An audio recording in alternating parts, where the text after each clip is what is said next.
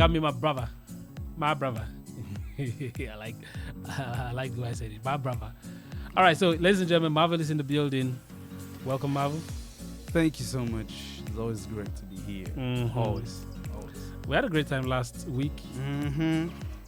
We did, sure. We did have a good time. We had a great time last week, and we got to talk about a couple of things. I'm sure you heard about the things on the news. Yeah, sure. No. So when you mean the things on the news? No, the things we talked about today. Oh, sure. Like really crazy things. Really. What do you want? What part do you want us to start with? I don't know. I don't know. Okay, so first of all, shout out to Moses Bliss. Yeah. I wanted us to talk about that. Yeah, shout out to him. I was privileged to know about this information in September.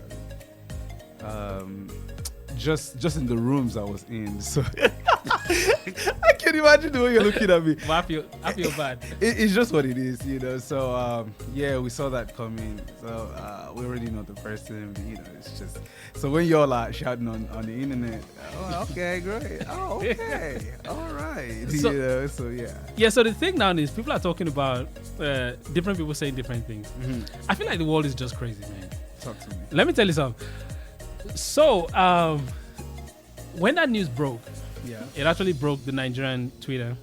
Yeah. Even before it got to other, it happens on Twitter first before it goes to every other place. So yeah, people got talking. A lot of people talked about the things that happened, or how amazing the lady, how beautiful she is, and all of those things. Yeah, Nigerian Twitter, we know how to bring it down when we're bringing it down. I mean, the world feels us when we want to talk about something, and some people were talking about how for some people it was a lot of money he spent. Oh wow. Personally, okay. I don't care. Okay. I don't care about how much he spent and all of that. But people talked about that too. And people were talking about how much of a virtuous woman she is because she didn't have all the 500,000 naira wig on. Mm-hmm. Apparently, she didn't have heavy makeup on. Mm-hmm. And all of those things. And just crazy yesterday or early this morning. I think yesterday.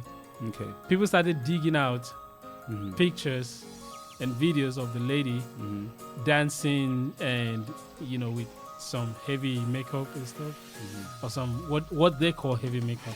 Okay. Because you know how they say beauty lies in the eyes of the beholder. So what you might see as heavy makeup. So people started criticizing. And I'm thinking to myself, why do people do that? Why do people go back to, let's even assume that in the past she had all of those.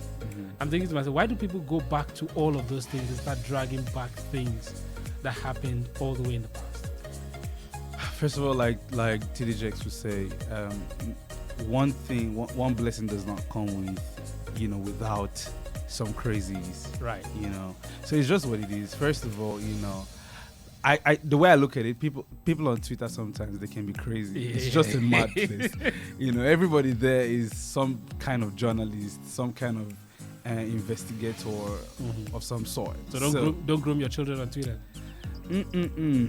It's not something you want to do. Yeah. So when that happened, just because whenever people look at you as they try to put you in that place as the standard for whatever, people are going to be mad at you, and they're going to look for any way possible to tell a different story other than what is trending. Do you understand? So she's a standard. Look at her, no makeup. Look at her, no wig on. She's just natural. She wore like a very beautiful dress and all of that. And so people are going to be mad at that. Like, yo, why on earth can she now become the standard? So they're going to dig out, and then they don't mind going to 10 years. Exactly, because I was looking at those pictures and I'm asking myself, man, you should have rested. Just rest.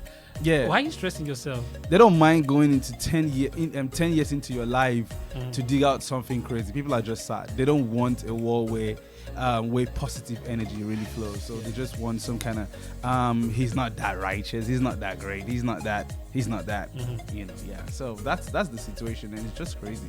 I think people should just learn. Well, it's difficult. It's difficult because, especially because of the times we found ourselves in. But I think people should just learn to sort themselves out.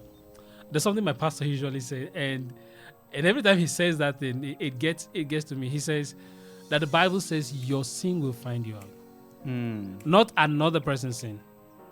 No, his sin will not find you out. It is your sin that will find you out. So why not just hang out with your own and work your own salvation? Because even the Bible says work out your salvation with fear and trembling, instead of being bothered about what the other person is doing, man. Some Gideon Thompson just said something right now on IG Live. Yeah. I mean, because he's following. And shout out to my brother. He said people want to bring you to their level. Right. Because how can you dare to be better? Do you understand? Yeah, I get it. That's 100% correct. Yeah. We have a lot of work to do. And I think the church should do more. Now, I wanted us to talk about the issues around. First, we have is the beginning of the year. 100%. And we know the things that go into the beginning of the year in terms of prophecies. Prophecies. Yeah. In terms of, what do they call it again? Fasting. And, you know, a lot of people feel really guilty when they cannot join the fastings. Yeah. And I'm asking myself, what does this fasting really mean? What does it really mean? How should it go? How should it really go in terms of you joining, in terms of you connecting? Yeah. Because a lot of times, like I said earlier, people feel really, oh my God, I couldn't join. Now, should you feel guilty, or should you just do whatever it takes to be a part of it? Okay, two ways I look at it. First, my dad once said to me, if you're part of any community, then you have to be sure that you're going to abide, you know, by the rules and, you know, the things that they have going on there. So first, if you're in a church that is doing the 21 days fast or 50 days or 40 days fast, because you subscribe to be there, go ahead and do it. Right. However, on a personal standpoint, I don't like it. Looks like some religious activity to me, right? And that's one. On this other side, the way I think about it logically, I don't believe in preparing for a thing in the duration or in the space of a thing. Yeah. Right. So you don't start fasting for 2024 in 2024. It doesn't make sense to me. Right. So if you so what you're saying is that if your church institutes a fast in 2024, because of your personal conviction, you're not going to be a part of it. So, like I said, because you're part of the community, the church, right? Go ahead and fast. Really, go ahead and fast, right? Again, within that obedience, know what works for you, right? Not going to do one way pass you. You feel me? Now, but for example, my church does not do 21-day fasts. Yeah. Right? So even at a personal level where, your church does not do that, but you want to join other people who are doing it, so you feel a certain type of way. Yeah. Right? I don't think that makes sense. Oh, I know one guy that towards the end of last year, he was attending every single convention, every single convention that he can attend. And he's saying to me, "Guy, I'm going to Shiloh. Let's go." And then, and he had to do at least one day Shiloh. Let's go. Man, the Redeem is doing one stuff. Day Redeem. Man, I gotta go there. And he was there. And I'm like, but dude, what's going on? And he's saying to me, "Guy, in 2024, I want to be balling. So I'm preparing for everything right now." Now, mentally, that can be one of the elements for his preparation. Right. Yeah. You know, even if you don't want to look at it spiritually, because again, I believe that you should invest in whatever works for you. Right. So if you know that mentally, when you go to these different churches, these different programs, it prepares you mentally or even spiritually, right, to become better, to do what you're supposed to do at a high level, to outclass your yesterday's self. Yeah. Then go ahead and do it. But there's also the part of people doing it. You mentioned religiosity in all of that. There's also that part of people being religious and nothing more. 90%. Oh, not that I have the stats, but like, so don't do that. I believe that most people, right, do these different fastings just because, the crowd mentality, because everybody else is doing it, right? So they do that. They don't search things for themselves. They don't build their own convictions, right, to do things. What's the danger in that? Danger in what, please? The danger in the crowd mentality. The danger is that you don't have conviction, and whatever you do outside conviction, for the most part, it doesn't form. It doesn't do so much for you. That means you don't reap the benefit. The real benefit. You don't reap the real benefit, right? Because you know the truth, and the truth will make you free. Right. No. You feel me? There's something about knowledge of the truth. And I remember growing up, my dad used to talk about the fact that if you know something and then you're acting like the person that doesn't know, then both of you hold the same thing. 100% so. Because you're not going to get the result that comes from doing that thing. You know something, you're not doing it. The other person doesn't even know about this thing. So both of you are the same thing. Because you're not getting the result from doing that thing. The other person too is not getting the result from doing that thing. So both of you are on the same pedestal. So it doesn't even make sense. So I'm thinking about fasting in so many ways. I remember towards the end of last year there was that conversation around fasting. There's a church that I think they had like 40 days fasting in this city, and towards 2024. So I think it's a yearly practice that they do. End of the year. Sometime around November. Okay. Yeah. Makes sense to me. Yeah. So they usually have that 40 days. In fact, in my church, you start preparing in November for 2024. For the next year, you start preparing in November. But for that church, they had that. And the pastor was talking about fasting and the benefits of fasting and the health benefits of fasting. And he also talked about the spiritual benefits of fasting. But he also said that if you do not fast, it doesn't mean that you're not going to have everything. Now, I also put that side by side with when Jesus said that this cannot go except through prayer and fasting. Yes. How do we walk past that path? So, it's just like saying, so let me put it this way. For everything that you need, right, there are sacrifices that you have to make, right? There are levels of concentration that you have to engage in, right? So fasting reduces the activity of the flesh, really, and just heightens your sense of your spiritual sense, all right? And so for fasting, it's not necessary. Fasting does not do anything to God. It doesn't help God. Yeah, it doesn't help God. It helps you, right, to connect, because everything that God is supposed to do, He's already doing them. Everything He's supposed to say, He's already saying them. So for you to connect at that frequency is why you fast. It's why you slow down, right? It's why you chill the activities of the flesh. Yeah. So that's why fasting is even beyond food. Right. So you can do your social media fast, right? So you don't go on social media, because again, that's distraction, right? There are other things that you usually would do. You cut down on them.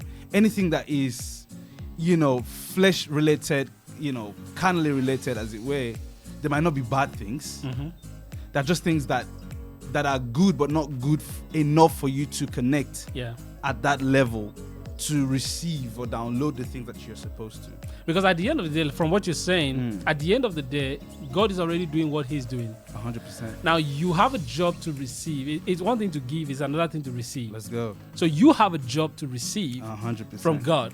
Now, if you are not at the space where you can receive, you will not receive. 100%. You will not, like, no matter what happens, God is not afraid of you. To say, oh yeah, because I'm afraid of him, let me take it away. No, you have to bring it. You have to show your own part. You have to, because one of the things that I believe is that before God gives you something, he trusts you to handle that thing. Let's go. He knows that you have what it takes. You can handle this. He knows that. So he's not just giving you stuff because he's afraid of you. Like I said, he's not. No. God fears no man. Who will you be? Like when were you born? Like, what can you really do to him? So he's not afraid of you. He knows he wants to trust you to handle that thing. He wants to know that when I give you something, you're not just going to throw it away. You're not going to take it to the pigsty. You're going to handle it well. I'm giving you treasure, so you're not going to throw it among kids that do not understand the value of this thing. So I believe that it is important to connect at a certain level. Yes. Right. So important. yeah. So 0905 995 1059 or 0818 222 9105. Let's talk about this. And then there's this thing about prophecies. So many prophecies. And one of the things that when you look at those things that we talked about in the news, you will notice that it's a lot of things connected to what the man of God says. So because the man of God says this, I swallow it. I know a church in this city. A long time ago, I was pissed. But who am I? Workers, people that are supposed to be at their workplace, they were in church on a Monday morning. On a Monday morning, you are in church when you're supposed to be at work. And then somebody loses his job as a result of being truant, and you're going back to pastor and say, hey, so this person did not like me, the other person did not like me, and that's why I lost the job or something. It didn't make any sense to me. Because I believe that as much as the pastor is saying, God will bless you, the pastor should also let the people, because people listen to you.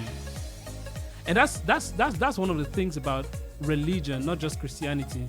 I guess in so many other religions, it's the same thing. People listen to the leaders. Yes. People listen to their leaders. And for some people, whatever their leader says is law. Please don't tell me any other thing. I wish that pastors, right?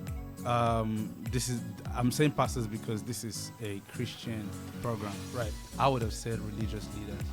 I wish they understand, right? I wish they understood the powers they have. I think they do. Okay, so I think they do. Yeah. So for some persons who do, they kind of manipulate that. That's what people are accusing. That's what people are accusing a lot of pastors of. I also think, just to say, I also think that some don't know.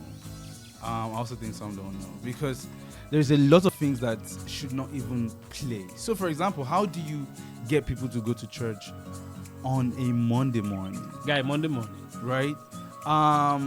It doesn't make sense to me. Like, again, right? Maybe very early. So, given that. Because there has always been a Kamubara since we're kids, right? Yeah, which is cool, right? So, and again, those times it did not. I'm sure that it used to be somewhere around 5 o'clock, 5 o'clock to 6 o'clock. So let's hear somebody's on the line. Hey, good morning. Hello, good morning, my brother in the studio. Good morning. Good morning. Gospel Experience. Good morning. It's good to have you on the show. What's your name and where are you calling us from? Thank you for having me. This is Wisdom. You can call me the handsome boy for Brown. All right, handsome boy. Let's go. Let's do it. I listened to the conversation for two of you in the studio, and I really commend you. People have really done well. And what I want to say a little on the two topic. One is concerning fasting. For me, I believe on fasting, and at the other side, I don't believe on fasting. Why I say that is that fasting, the good about fasting is 85% health benefit and 25% spiritual benefit. That's how I taught by my pastor.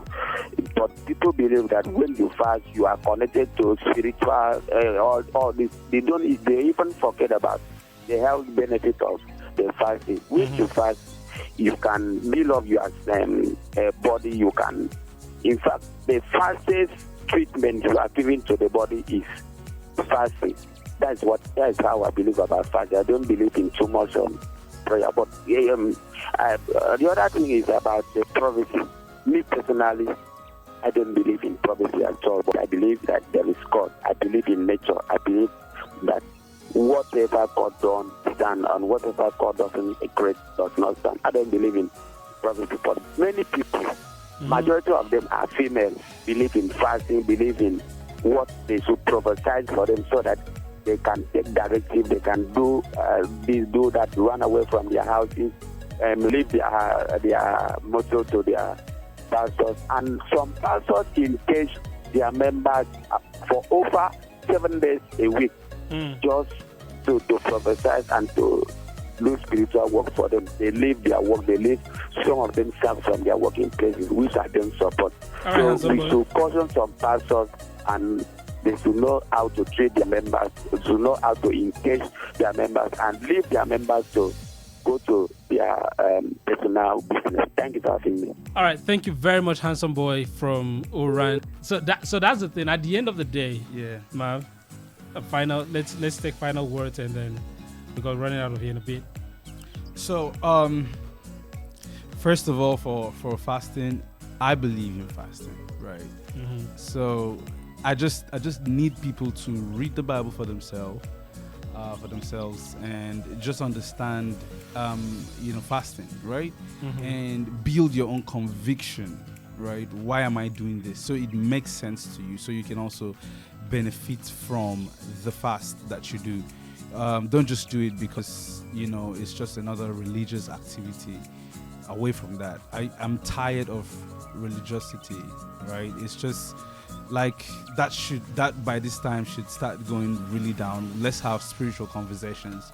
I heard, I'm not mad at that dude who called, right? But prayers is, the way I talk about it is, walk as if you don't believe in God, right? And pray as if you would never walk a day, right? Let there be that balance. Don't ever play down on prayers. Don't do that to yourself. About prophecies, I believe in prophecies too. However, we also understand that there are crazies out here, right? There are people doing things that they're not supposed to. People saying things from their own from their own calculations, right? There is also that there are people who are going to say really vague things. Well, this year there are going to be a lot of issues. We're already in Nigeria. There are always issues, So my thing is, on God, these days I don't even read what prophecy is out there. Yeah, I don't know what prophecies were there for 2024. You feel me? So I just wake up every day and pray and just keep believing God for the things I'm believing God for, and also praying for the nation. It's important that we pray for the nation. So that's pretty much where I stand. All right, so thank you everybody for sticking around with us. We will be back, and when we come back, you get to win something. Whether or not you believe in prophecy, we have one for you, and that one, because the Bible already said it, I'm restoring the years that you sowed in tears. Donald Lawrence, let's go.